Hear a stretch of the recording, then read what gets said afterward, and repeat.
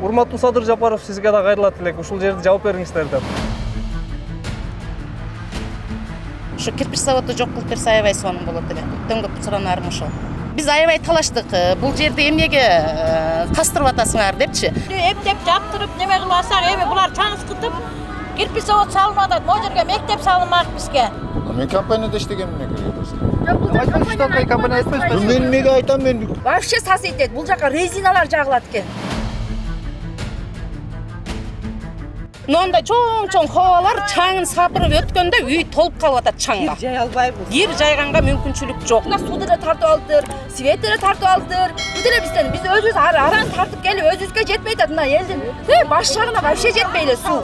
Урматтуу көрүүчүлөр, биз азыр Алтын Казыкта турабыз. Мен турган жер бул, мына карабайсыздарбы, Балдар аянтчасы. Эми бул жерге бир жеке компания спонсорлук кылып ушул жерди баягы куруп беришиптир, жок дегенде ушул. Анан бул мен турган жер азыр баягы ушул жердеги Алтын Казыктын жашоочулары мектеп, келечекте мектеп салабыз деп баягы коргоп турган жер экен. Бирок мындан алыс эмес жерде бир 10 метр алыстыкта кирпич завод курулуп жатат. Бул боюнча бизге Алтын Казыктын жашоочулары кайрылды. Биз келип алардын арыз муңун укканга аракет кылуудабыз. Бул жерде баягы завод салынат деген кептерди айтып атасыздар. Бул кандай болгон жер? Бул кайсы компания, эмне сиздердин талабыңыздар? Компаниянын атын билбейт экенбиз, эми аны айыл башчыбыз билет. Основатели Таңатар деген мырза экен. Анын айтуусу боюнча Аламидин районуна тийиштүү жерден алганбыз деди. Ошол жактан кол коюлуп берилген деди. Ал жакка кайрылдык биз, Аламидиндин мэриясынын эмесине бардык, акимиятына.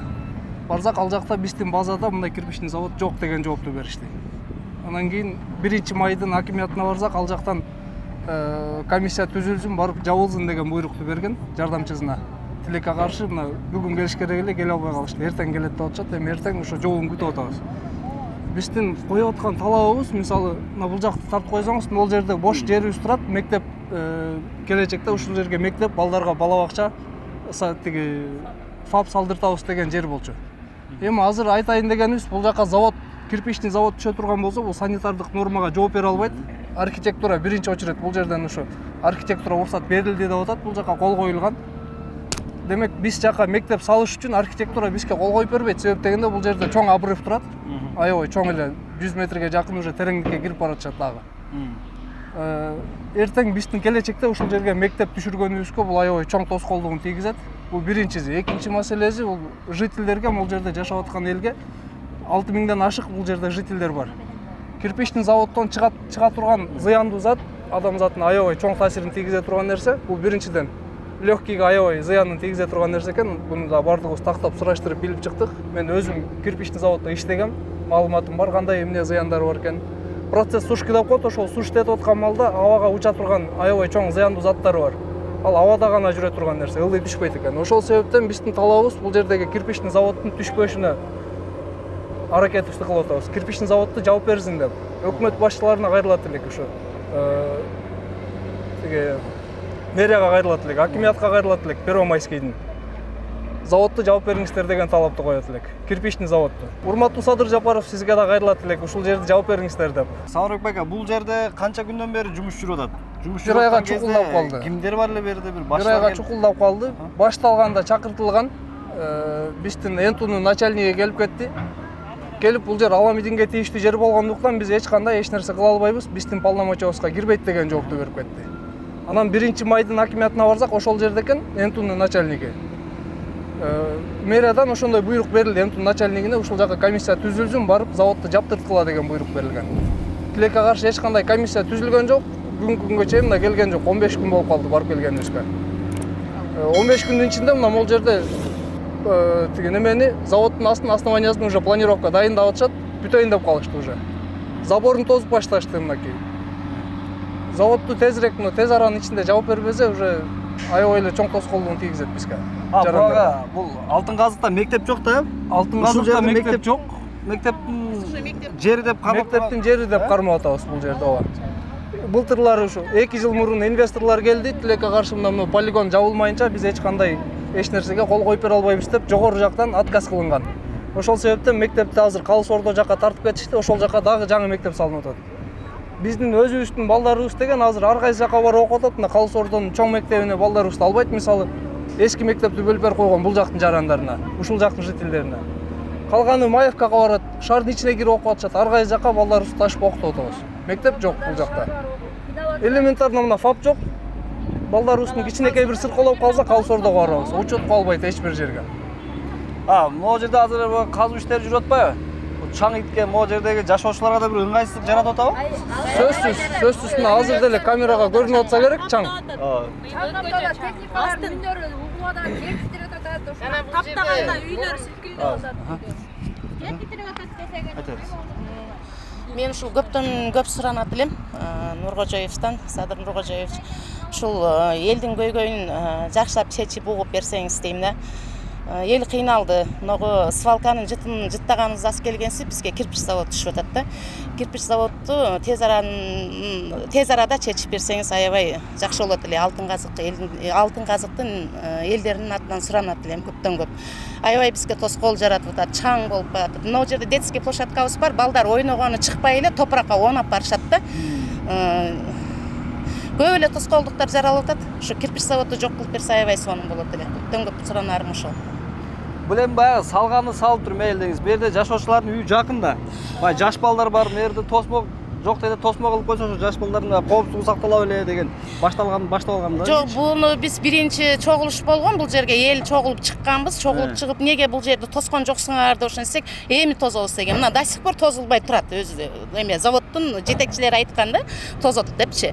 Анан азыр жогоруда айтып кетпедиби тиги балачы? МЧСтен келди, чогулуш деле болгон жок, ортого келди дагы караган бойдон кетти. Ал эл деле чогулган жок.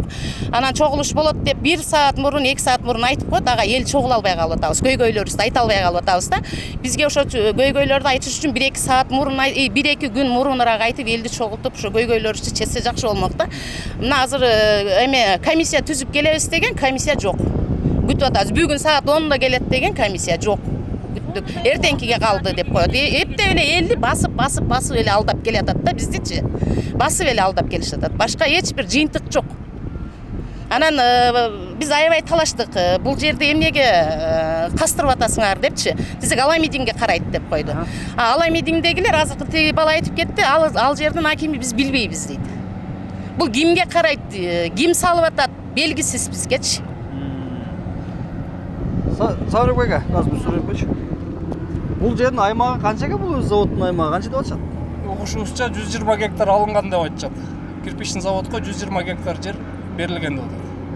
Эми 120 гектар жер деген бул жерде мүмкүн эмес, себеп дегенде полигондун өзүнүн тазалыкка салына турган перерабатывающий завод салыныш керек эле, мына бул жакта көрүнүп турат.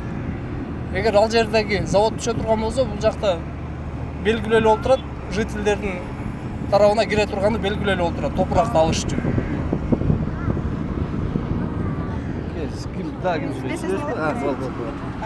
Мындай карап сүйлөп коесуз. Биз мамлекеттен негизи ушуга чейин эч нерсе талап кылчу эмеспиз. Сууну өзүбүздөн чөнтөйдөн акча чыгарып, биз суубузду чыгардык. Жолубузду биз өзүбүз чөнтөйдөн акча чыгарып, жолубузду оңдойбуз.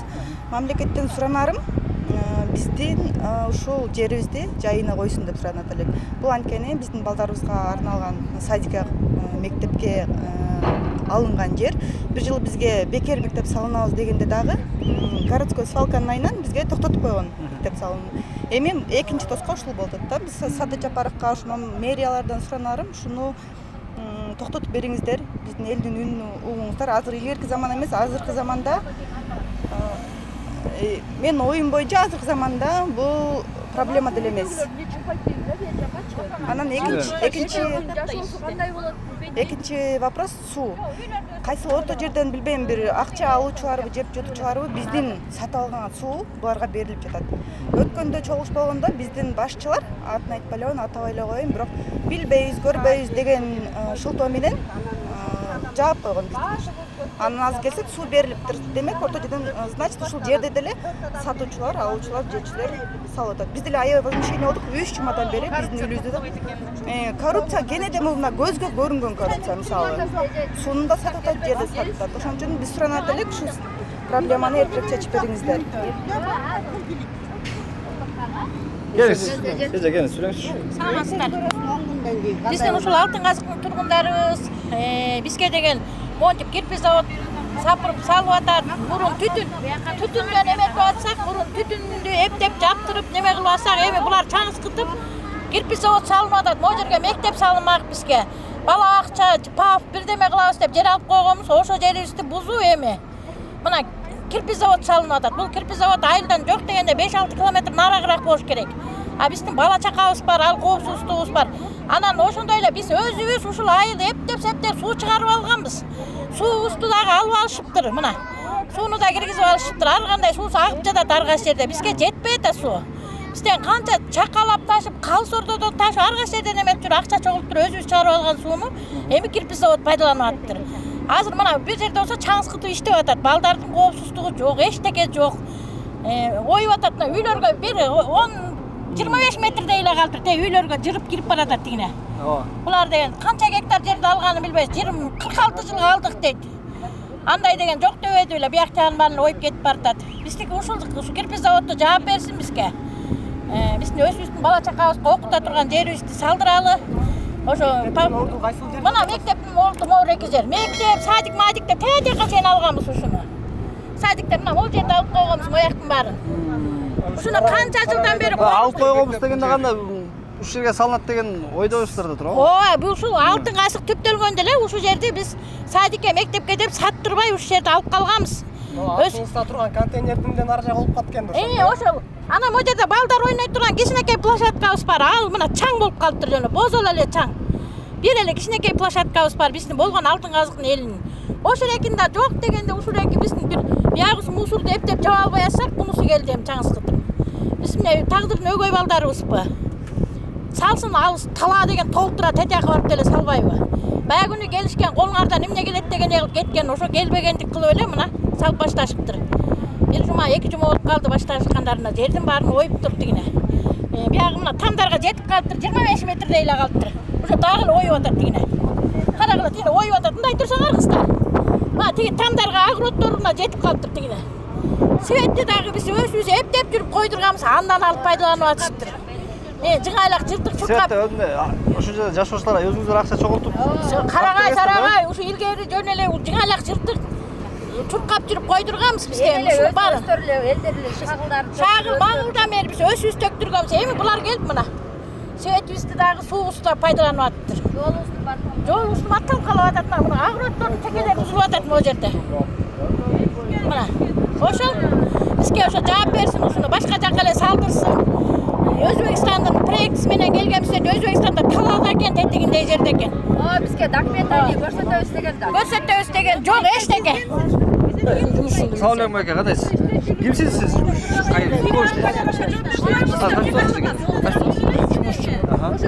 Муну кайсы компания курат атат? Эми компаниянын атын билбейм мен. Только водитель машина айдашым деп болду. Келишим түздүңүз беле? Келишим түздүңүз беле? Ооба. Не деген компания менен келишим түздүңүз? Эми болсо ар кимиңерге көрүңүңөр. Сен өзүң аты жөнүңдү тааныштырмаңбы? Анда сиз бияга киришпейсиз, менин атым Олдуганов, фамилиям Суранов, Сокол медиа Мен журналист. Усманали Табалдиев. Кайсы компанияда иштейсиз? Мен компанияда иштегенмин керек болсо. Айтпайсыз, компания айтпайсыз. Мен эмнеге айтам, мен тааныбасам. Тааныбайм. Мен просто мен айтам. Ол өзү негизинде мындай айтканда өзү по закону асфальт курулуп, канализация курулгандан кийин ошондо чоң трасса, чоң машина киргенге болбойт да. А так ого чейин жаңы курулган нерсеге киргенге акысы бар. Сиздин специалист. Силер башка жакта жашайсыңар, силер аралашпагыла. Кайсы жакта жашайсыз? Кайсы жакта жашайсыз, байке?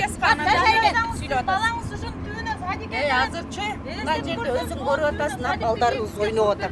Ошол балдарыбыз эгер сен кандай кепил бересиң? Балдарыбыздын бири келип ойноп келип жерге түшүп кетсе эмне болот? Забор тосулуп атпай, мына тосулуп атпай, забор тосулуп атпай.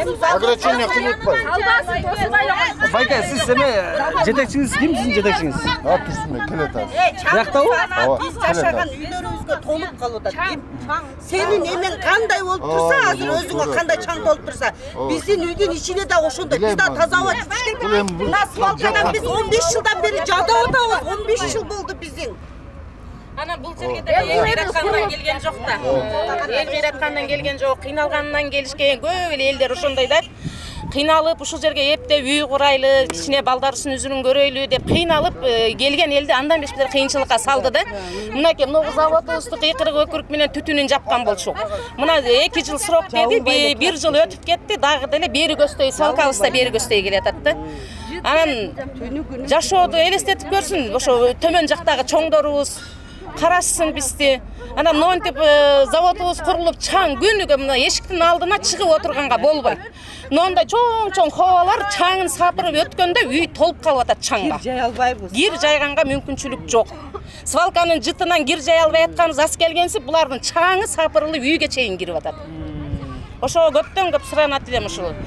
Төмөнкү отурган өйдө отургандарга Садыр Нуркожаевтан көптөн көп ушу Алтын казыктын элинен атынан суранат элем. Ушу бизди карап берсин, көйгөйлөрүбүздү чечип берсин. Жаш балдарыбыз бар. Өзү кыйналып маршруткасында араң киргизип, кыйналган эле жашоодобуз да. Кыйналгандан ушул жерге элдер көчүп келген. Болбосо башка жактан эле үй салып көчүп кетпейт белек. Ошо зар болбой эле. Жете облус Жок, эптеп жолубузду да ховалар талкалап бүттү.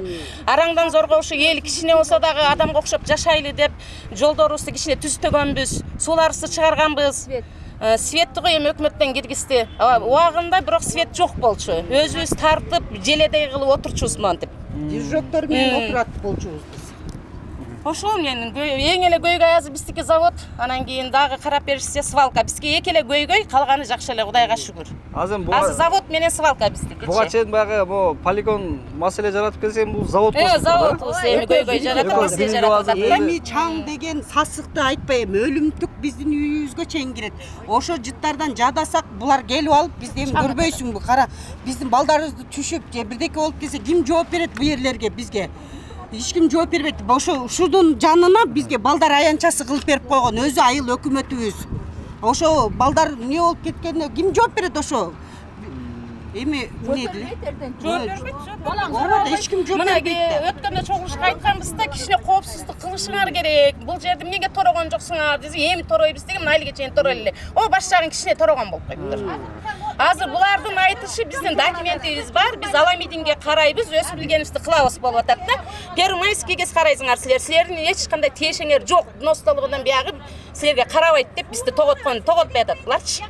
Эми баягы сиздер могу бул Алтын казык могу тарапта ылдый жакта баягы эс алуу парктар жок, аны сураган жоксуздар. Жөн эле ушуну токтотуп бер деп сураган. Бизге ушуну эле токтотуп берсин, ушуну эле талап, заводубузду жок кылып берсин, заводду. Бизге мына сасык жыт менен мынаны эле жок кылып берсин. Биз эс алууну деле унутуп калдык биз. Эс алуу эмебизге деле жок биздин. Бизге мына сасык ушу көйгөйүбүз ушул эле. Свалка менен эле завод элдин көйгөйү бизге. Эң эле главный көйгөй ушул. Бул жак свалка сасыгандан кийинчи эртең күнү бул иштеп завод курулуп баштасачы, вообще сасыйт дейт. Бул жака резиналар жагылат экен. Бул иштеген мурунку иштетип көргөндөр айтып атышат да, вообще элге кыйынчылык эле болуп калган дачы. Вообще жашообуз өтө эле кыйын болуп кетет. Мына аргастан эле мына эжелер айткан аргастан жашап атабыз ушул жердечи. Но жытты кетирип берсе, ошол биз деле акчаларыбыз болсо гана башка жактан эле алмакпыз. Мына үйлөрдү салып койгонбуз, аны жашап атабыз. Балдарыбыз бар, кичинекей балдарыбыз бар. Алар келип ойношот, биз үйдө болуп алаксып калабыз. Бияка келип бирдеме болсо булар жооп бербейт мисалы. Эртең кеч баягы күнү болсо, баягы күнү биз мындай айтып, мына чаңып атат, мындай техникаларга мишайт этип атат десек, келди да айтты да суу чачты. Машина менен калп эле элди жыып атышып жүрсүн элечи. Элге жөн эле суу чачып койду да. Келди, кана техника суу чачпай эле турат го. Ошол күнү эле элдер чогулган күнү эле эми жанда кандай десең, ызы чогулуп кетпесин деп эле суу чачып койду да бул жергечи. Жөн эле суу чачып кетти машина. Эмне сууду бизден суу алып атасыңар десе, жок алган жокпуз деп, мына сууду эле тартып алдыр, светти эле тартып алдыр. Бүт эле бизден биз өзүбүз араң тартып келип өзүбүзгө жетпей атат. Мына элдин баш жагына вообще жетпей эле суу. Мына группаны окуп көрсөңөр бүт суу жөнүндө ызы чогулобуз. Каяктан тартып келесиздер суудан, ал суу төгөнүп калса? Сууну биз өз касып чыгарганбыз да. Жок, баягы суу чыкпай калган учурда атпайсызбы? Бизде напор жетпей калат да, те башта мүрзөжө кире бериш жактарга напор жетпей ошо группадан айтат да, бизге келбей атат. Биякта байкелер бар. Ошо байкелерге айтат, Замир байке, суу жетпей атат, ызы чогулуп атат да, элдер огород эмес, даже ичкенге араң чыгып атат. Анан бияка карайсызбы, шаркыратып суу чыгарып алыптыр сонун кылып. Сарка, буларда эмне техника бар, чыгара берет да. Техника эмес, 2 саатта чыгарып коет. Биз каршыбыз буга, вообще эле каршыбыз. Биз эртең күн балдарыбыздын келечеги мисалы эмнеге мектеп салынат дейт. А мектептин вообще бизге эртең күнү силер мына кирпич завод бар экен деп коет, шылтоо айтып коет, болду. Кирпич завод бар экен, салып бере албайбыз деп коет. Бияк мусорду айтса, мурунку мектеп салынганда мусор болуп калган, мешайт эткенчи мектепке. Ал балдарыбыз санэпстанция уруксат бербей коет. Урматтуу Садыр Нуркожоевич, сизге кайрылуу жасайт элек. Элдер аябай көптөн көп суранат элек ушул жердеги аркабыздагы мына полигонду, анан кийин биринчи очередь ушул кирпичный завод маселесин токтотуп жаап берсеңиздер деп суранат элек. Себеп дегенде элге аябай чоң тоскоолдук жаратып атат. Көптөн көп суранат элек ушул маселени тезден тез чечип бериңиздер. Рахмат. Элдер каршысыздарбы заводдун ачылуусуна? Жауап бериңиздер. Урматтуу Садыр Нуркожоевич, сизге чоң үмүт кылабыз.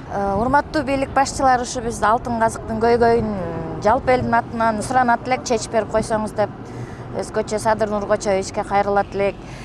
Бул жерде завод свалканын көйгөйүн чечип бердиңиздер, ага чоң ыраазычылык билдиребиз. Ушу эми бул кирпич заводду биздин кереги деле жок эле. Жана жогоруда айтып өткөндөй, бул жерде кичинекей балдарыбыз бар, кары картаңдарыбыз бар, кош бойлуу келиндер бар, баса албаган кары картаңдар бар. Эптеп маршрутка кирип, биякта маршрутканын көйгөйү чечилип атса, эми КАМАЗдар келип жолубузду талкалап атат. Мынтип чаң жутуп атабыз, ден соолукка зыян келтирип атабыз. Ушуну жаап бергениңиздеги аябай суранат элек да, кыскасы элдин атынанчы. Кирпич завод бизге кереги деле жок эле. Же болбосо алысыраак койсун. Бул адамдын эмесин тоготпогондукта, бул баарыбыз эле пендебиз да, баарыбыз эле адамбыз.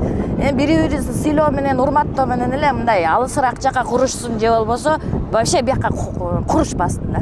Эжеке баягы мектеп салынат деп сиздер коргоп жүргөн жер кайсы жер эми? Мына биздин айыл деген алтын казыктын немеси бияк, мына могу мечиттен нары карай алтын казыктын немеси айылы. Андан бери могу жерге мына детский площадка салганбыз. Кичинекей эле 5 сотук жерде эле ушу деле. Могу жерге ошо рекин да эме кылбай, мына бу жерге кирпич завод келип чаң басып калды аны дагы. Андан мына могу реки полянын баары мына мектеп салынат деп, моуну жака чейин ушу мектеп сектеп паф эме салынат деп ушул жерге алып калганбыз. Ага карабай, мына балдарыбыз неберелерибиз окуйт деп атсак, биз Калсордого кичинекей кыл көпүрөдөн өтүп барып окуп келет балдарыбыз. Ар кайсы жактан окушат. Бизден мектепке деген жөө барып окушат ошо жака. Бир жылда 2 бут кийим алмаштырабыз. Баткакка неме кылып. Маршрутка жалдайбыз, ушинтип атып окутабыз. Эми ушул жерге жок дене бирден 4кө чейин мектеп салдыралы деп тетиякты жабап атса, кайра келин бу жерге кирпич заводду кошуп койду. Мектеп бу жерде болсо бизге денен бу жерге мектеп салып бербейт да эч ким. Анан мына мектептин олту могу жер болчу. Тиги площадкабыз тиги 5 сотук жерде эле. Ким салып берди ал? Площадканы деген бир спонсор салып берип, анан калган айлана тегенетесин өсүп-өспүрткеден акча чыгарып жаап алганбыз. Тосуп алганбыз. Негизи бул алтын казык өзүбүз киндигибизде өзүбүз эле кесип келатабыз. Садыр Жапаров болгондо ошо карагайды сразу коюп берди.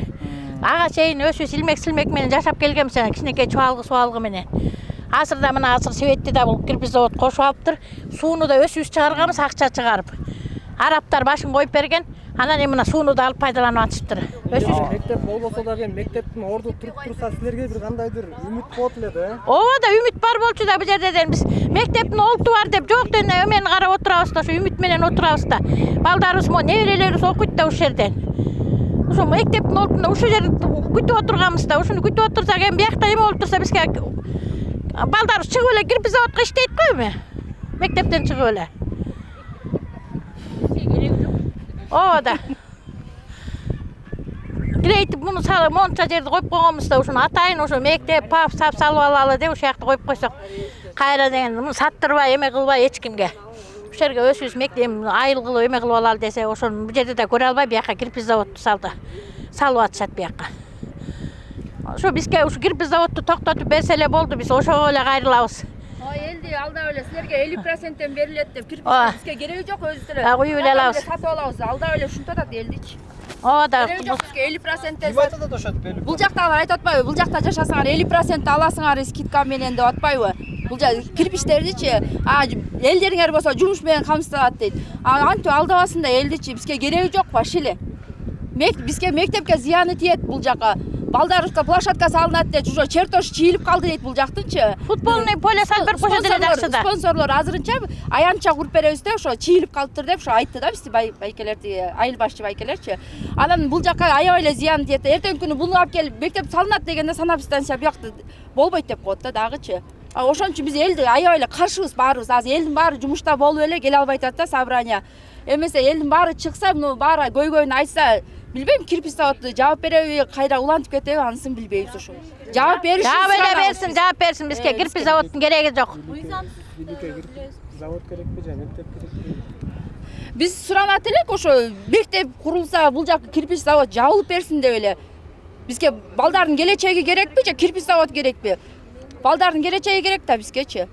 Ошо суранабыз ошо Садыр Жапаровдон. Ушул жерде карапайым эл жашайбыз. Карапайым элдер жашайбыз. Жалаң. Бул эжелер айтканда жыргаганыбыздан келген жокпуз да бизчи. Жаап беришин суранабыз. Эң башкы көйгөй адамдардын ден соолугуна зыян. Ооба, аябай эле зыян тийет. Сахар менен ооруйбуз, давление менен ооруйбуз. Анан чаң, могу жытынан эметип келаткан. Муну жаптык деп, эптеп жаптырдык деп, свалканы жаптырдык деп атсак, монтип кирпич заводу чаңсытып баштады буякта. Эми буякта Севсити деген неме бар да, корейский фирмач. Ошолор коюп чыгарып беришкен, спонсор болушупчу. Спонсор бочкаларында ошолор тургузуп беришкен. Бул детский площадкабызда да ошолор ушу эл өнүгүүсүнө деп ушундай программа түзүшүп, ушу площадкабызды дагы бизде кошумчалашып ушу площадканы куруп берген да бизгечи. Анан биянан жакшы нерсе келатса, биянан эми бул заводто келе калыпчы. Эми кайдыгер карабай бир ушуну жакшы чечип бериңиздер деп суранат элек да биз элдерчи. Мына канча деген көйгөйлөр таралып атат да ушунун айынан. Ден соолугубузга зыян. Бул жерде мектебибиз курулбай калып атат. Эмне деген километр барып, Калсордого барып окуп келип атышабыз. Калсордого даже балдарыбыз батпай калды дажечи. Бул жерде эми бул чаң болуп атса, анан санитарияга жооп бербей атат да бул кыскасычы. Балдар Калсордон эски 20-жылдагы мектебинде окуйт. Эски мектепте окушат. Кенедей чөжүрөгөн балдарыбыз барып, көпүрөнү кесип барып, жөө барып келип окушат. Бир канча километр барышпчы. Эми ошону мындай карап берип койсоңуздар да. Урматтуу көрүүчүлөр, биз ушул турган жер Алтын Казык, бул Бишкектен анча эмес, алыс эмес жерде жайгашкан. Мына бул жерде, ушул жерге жашоочулардын айтымы боюнча, бул жерге завод курулат деген кептер айтылууда экен. Мына ушул азыркы учурда жумушта кызуу жүрүүдө, бир канча жерди мына казып, ал жака ташып атышат. Бирок мына караңыздар, бул аралык эч кандай сакталган жок. Үйлөргө жакын. Анан бул баягы огородто карабайсызбы? Огородто жакын. Мына жерде үй салынып атат. Бу жерде иш кызуу жүрүп атат. Айта турчу маселе, Алтын Казыктын элине бир топ эле кыйынчылык жаралууда. Себеби дегенде бул жерде баягы таштанды таштоочу жайдан арыла албай, ошол жерде жыттан канча жылдан бери арыла албай келишсе, бирок чаңдатып кирпич завод салуу иштери жүрүп жатат. Бул жердеги жаш балдарга эч кандай жаш балдар ойноочу аянтчалар жок. Ушул жердеги жашоочуларга сейилдеп чыкканга сейилбак жок. Бирок алар бул нерселерди талап кылбай эле ушул жүрүп жаткан ишти токтотуп берүүсүн бийликтен суранып жатышат. Албетте менин оюм боюнча бул талаптар жүйөлүү деп эсептейм. Анткени мына жерден чыккан чаң түз эле үйлөрүнө кирип барат. Ал жерде жаш балдар бар, боюнда бар, келиндери бар. Деги эле бул ден соолукка өтө бир зыяны тиет деп ойлойм. Анткени мына карабайсыздарбы? Бул жыттан арыла албай атат. Эми кошумча бул жыт, бул чаң пайда болду. Жолдору талкалап атышат дейт. Ага Өшпетер мэрде мектеп салабыз деп кичине жерди өздөрүнчө коргоп турушкан экен, бирок ага да жакын жерге барып алыптыр. Мына ушундай күндө ушул Алтын Казык конушунун жашоочулары күн кечирүүдө. Бул жерде да бир кызык жагдайда. Бул жакта чоң бир кирпичный завод курулуп атат, иш кызуу жүрүп атат. Бирок ошол эле учурда урматтуу туугандар, андан анча алыс эмес бир 4-5 метр аралыкта мындай биздин бир жараныбыз үй куруп атат. Айтор эки тарапта да иш катуу жүрүп аткан кезде. Бул эми кирпич завод канчалык ден соолукка зыян, албетте жарандарды иш менен камсыздоо жакшы. Бирок ошол эле учурда жарандарыбыздын ден соолугуна да бир көңүл бурсак. Бул карабайсызбы, эртең эми бул кирпичный завод ишке кирген болсо, бияктагы жашоочуларга ден соолугуна бир топ эле зыян келип калат. Кошуналар, Алтын Казык тургундары мына ушул жерге биздин жашообузга чукул. Могу жерде конуш тургундарына аралашып, почти тамдардын жанына эле кирпич завод салабыз деп атышат. Бул жердин келечегинде ол свалканын эмеси түтүн аз келген себебі кирпич завод курулуп атса, бул да туура эмес да. Мына бул жерде балдар ойнаган детский площадка бар. Ортосу 100 метрге да жетпейт керек болса жанында. Келеген техникалар иштеп атат, чоң техникалар. Тынчтык жок. Бул биздин элге участокко аралашып эле кирпич завод салынып атат. Биз ушул жерде Алтын Казык тургундары кирпич завод салынышына каршыбыз. 100% каршыбыз. Элдин тургундары, балдардын келечегине бул өтө зыян. Экологиялык жактан туура эмес. Мына өсүп турган бактарды бүт момут талкалап, сындырып, кыйып атышат. Баягы ошо муну да тартып койсоңор, бул кыйылган бакты да. Жолугушуудан эмне сөздөр болду эле? Жолугушууда бул өсү частный компания экен. Документин көргөсөбүз, мыйзамдаштырабыз деп коюшуп, мына ушул убакка документ менен деле дайын жок. Документи болгондо деле закон боюнча эл турак жай жайгашкан жерден бир жок дегенде 8 километр, 10 километр нары салыш керек болчу да кирпич завод.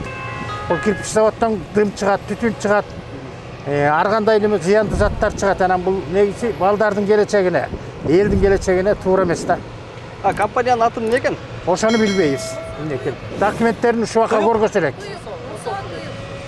көргөсө элек документтерин мындай. Көргөскөн күндө деле биз каршыбыз баарыбыз. Ушул бул боюнча комиссия түзүлүп атат. Буюрса комиссия дагы бир адилеттүү чечим чыгарат деп ишенебиз. Биз менен бирге болуңуздар.